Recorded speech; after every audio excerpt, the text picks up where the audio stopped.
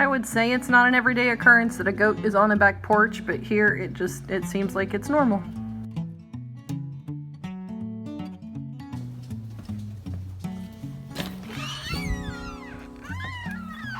Young lady, what are you doing?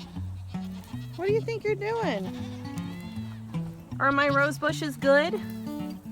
Are they scrumptious, delectable, delightful? I don't need them pruned, but thanks for offering.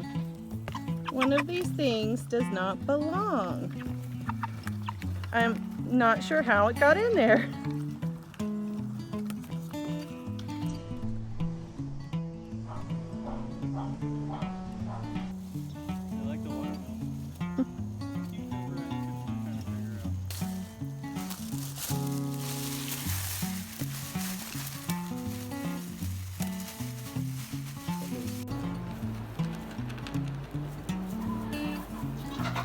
But one thing I wanted to show you has to do with our watering system. Now, I am a creature of habit, and we have goats here, and we have goats down there, and we have ducks over there, and then there are chickens, and then there are goats, and then there...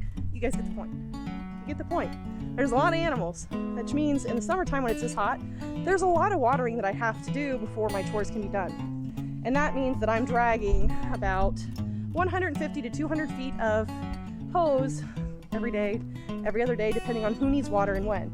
So Mark had the great idea to install something for me right here. Now, usually our main hose from the house would run all the way here, and he's got a quick detach here, which is really nice because I usually am fumbling around and I don't usually have both hands free. So it's just a quick detach, and then you guys can see that we've got different valves here. So whenever I decide I want to water over here, I would just hook up the main valve, and then I would turn this to the on position, and it would let all of my water go down to water there to fill up buckets for the barn. But then we've also got two valves here, so if we needed to fill up a bucket right here, we could. And we have this valve that runs all the way down, and you guys can see it if I step out. I've got it running along the fence, and it actually goes to the chicken coop, and it Y's out so that we have some water going into the chicken coop, and it Y's to where we can have water go into the buck pen. Mark pretty much is a genius when it comes to doable shortcuts. He came up with this whole thing. He saw that I was struggling with watering and dragging hoses around. So Mark has really helped us with our watering situation here for the summertime, which is great. Really appreciate that, and I'm glad that he took the initiative to do something like that to make chores just a little bit easier on us.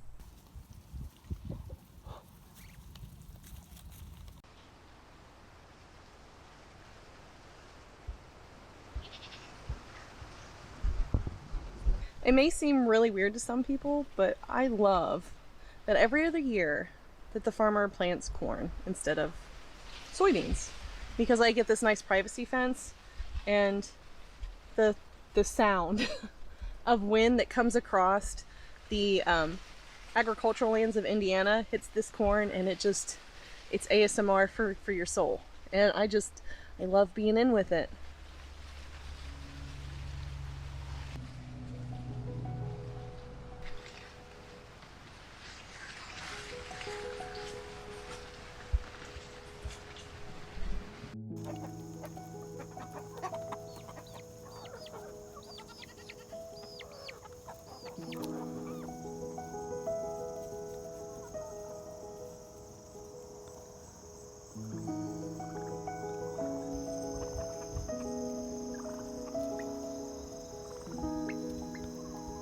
Well, I came down here today to the garden, my weedy garden that is about to become a duck pen. So I've been letting it go by the wayside, obviously, from what you can see behind me.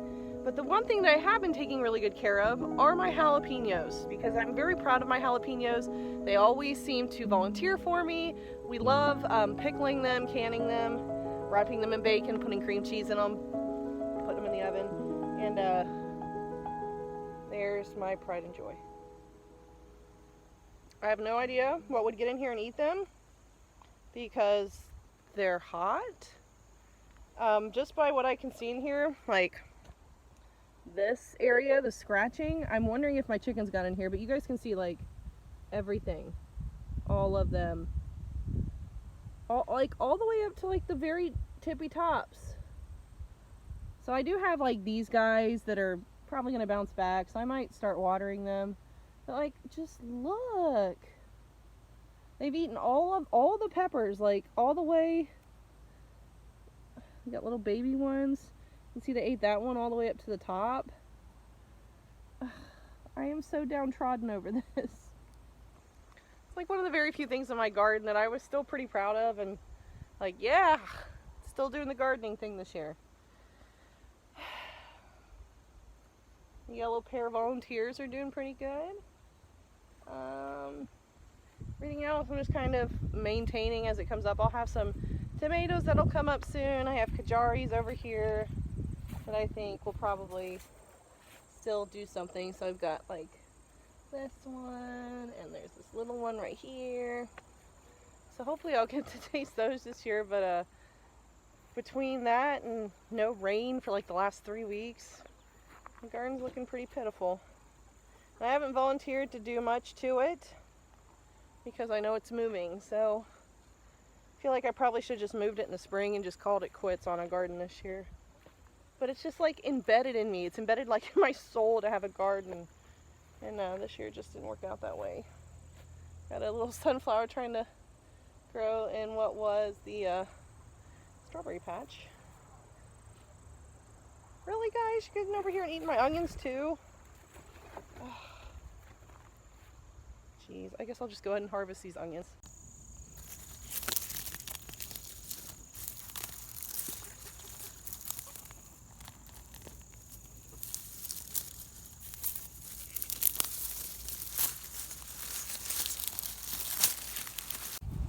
Can you guys tell what's new in the goat pen?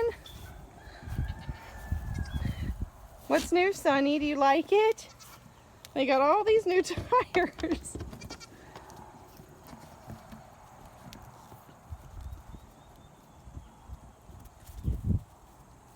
You can tell these little ones like it. They get to play King of the Hill. They do.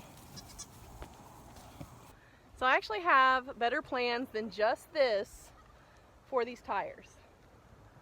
I would actually like to bury 2 or 3 of them half in the ground, so they'd be kind of like a rainbow shape in the ground, so the goats could jump on them and jump from each one. And then there are some that we thought we would fill with like pea gravel, or maybe even some with concrete, so that make it like a little file for the goats when they're jumping on it, or just like a nice little heating pad in the wintertime. So we actually have a local co-op that has all of these different kinds of tires. They go through them pretty often for their feed trucks. So my father and mother-in-law both live right by the feed mill, so they let them know. And I'm sorry, I've got an aggressive scratcher on my leg, which is totally fine. I don't really mind that too much, but they said that they would let us know every time these tires were available, and we figured there's probably a lot of things we could use these tires for. I'm unsure about using them as like raised garden beds, stacking them and somehow anchoring them, because I worry about the bleed off from the rubber or the chemicals or anything that goes into the making of these tires. So I'm a little bit leery about using them for any type of vegetable plants, but you guys let me know down in the comments, is that something I can consider? Are there certain treatments I can do for these tires to make them better for raised garden beds? But for right now, these goats are loving the addition to their playground. And for any of you still wondering if Queen Dilly is still the queen, yeah, she's definitely still the queen, aren't you? You're still the queen. She looks so regal. She still loves her hugs though, even though she's the queen. And even though the rest of the herd can't take that I'm loving on somebody other than them. Guys, it's rude. What, you want me to pet you? I'll put my hand right here. If you want it, just get it.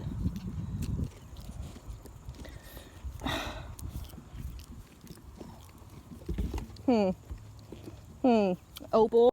You guys don't remember Opal. Opal is one of... You don't want to be... She wants all the attention, but none of the camera. So Opal is actually, good Lord. Opal, we want to see her beautiful face. Opal is actually Pearl's baby from the spring. She was one of the first babies born on the farm for 2021, and she's quickly become a favorite. They're all my favorites, guys. I think when I talk about any of them individually, I'm like, this is my personal favorite, because personally they are all of my favorites. You are my favorite, honey.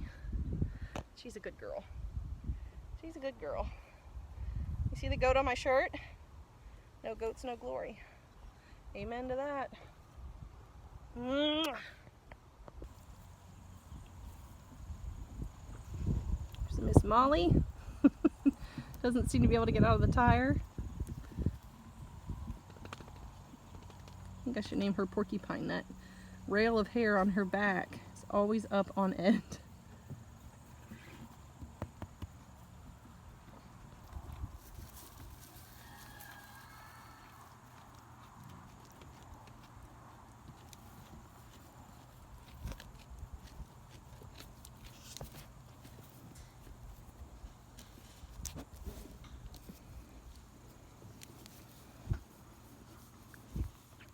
All right, people.